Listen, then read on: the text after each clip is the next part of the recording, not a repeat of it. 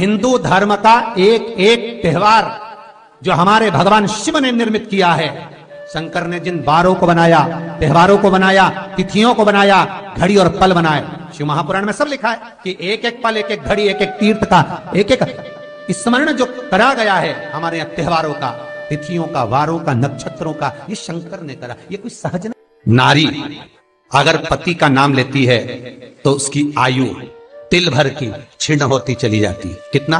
तिल भर। स्कंद पुराण में लिखा है तिल भर की आयु क्षीण होती चली जाती। नारी ज्येष्ठ पुत्र का नाम लेती है, हाँ ज्येष्ठ में अगर बेटी है तो उसका नाम ले सकती है, पर ज्येष्ठ पुत्र बड़ा पुत्र है और पुत्र का नाम लेती है तो उस बालक की कभी उन्नति नहीं हो सकती। तन से, मन से या धन से वो बालक हमेशा दुखी ही रहेगा। तुम दुनिया का सारा सपोर्ट कर दो, तुम चाहे अपनी प्रॉपर्टी बड़े बेटे के नाम कर दो, तुम चाहे पूरा दुनिया भर का सुख अपने बेटे के सामने लाकर खड़ा कर दो, तो भी अगर मां अपने बड़े पुत्र का नाम बार बार लेती है तो वो पुत्र या तो तन से या मन से या धन से दुखी ही मिलेगा, वो सुख नहीं पा सकता।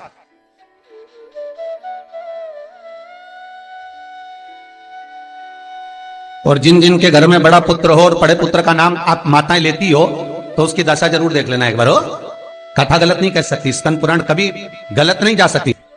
आपके घर में भी अगर बड़ा पुत्र हो और पुत्र का नाम अगर आप ले रहे हो, हाँ ये जरूर है, अगर बेटी बड़ी और उसके बाद पुत्र बड़ा है तो वो ज्येष्ठ नहीं माना जाएगा। ध्यान रखना, ज्येष्ठ का मतलब होता है सबसे बड़ा पुत्र, उसके बाद सारे बच्चों का जन्म हुआ। क्योंकि बेटी अगर जन्म ले ली पहले फिर बेटा हुआ तो बेटी ज्येष्ठ कहलाएगी, है बेटा नहीं कहलाएगा। अगर पहला ज्येष्ठ पुत्र है तो मां सारी प्रॉपर्टी दे दे, सारा वैभव दे दे, मां सारा दौलत दे दे, मां उसके ऊपर सर्वस्व निछावर कर दे, पर अगर बेटे का नाम माता बार बार लेती है तो उस बेटे की उन्नति, तरक्की नहीं हो सकती, उसको जीवन में सुख नहीं मिल सकता, कुछ ना कुछ चीज से वो दुखी रहेगा।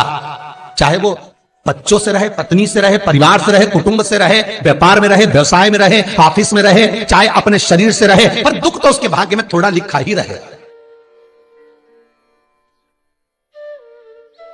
और जो चीज वेद व्यास जी ने वर्णन कर दी महाराज, उसका प्रमाण आप खुद भी अपने घर में देखो कि सही है कि गलत है।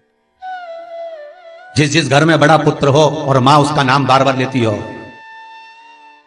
बार बार लेती हो, उस पुत्र की दशा देखिएगा आप।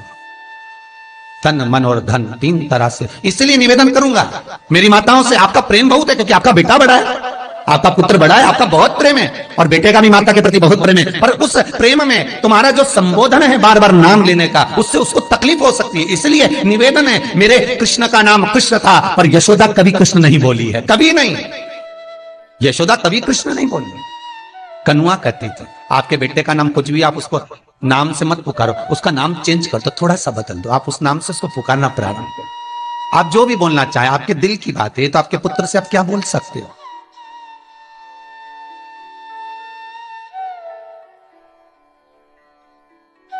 मेरी कौशल्या मैया राम को केवल राम ही कहती थी।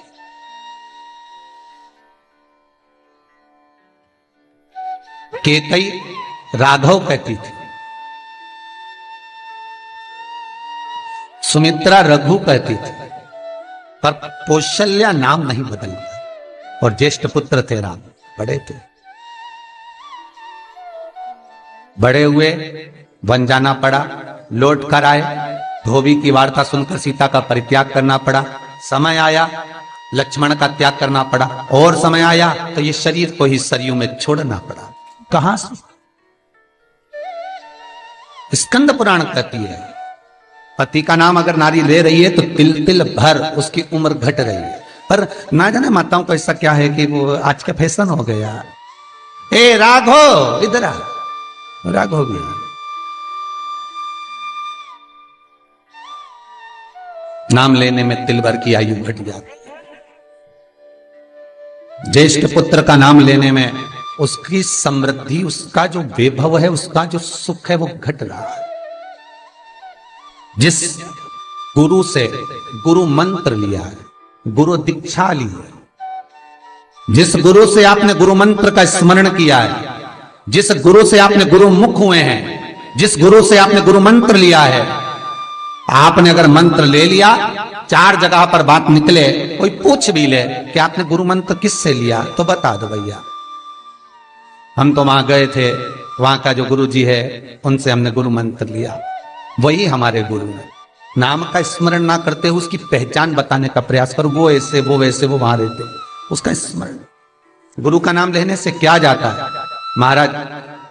शास्त्र कहता है गुरु जिसने मंत्र दिया उसका नाम मत लो, गुरु ने जो मंत्र दिया उसका नाम लो।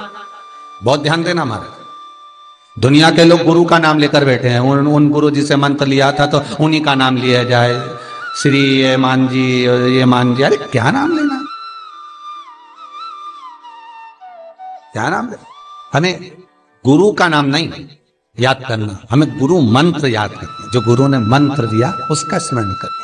क्या होता है? स्कंद पुराण कहती है जब माला जपने के लिए बैठते हैं तो गुरु का श्री विग्रह तुम्हारे सामने होना चाहिए कि हमने उन गुरु जी से मंत्र लिया है, और गुरु का नाम नहीं।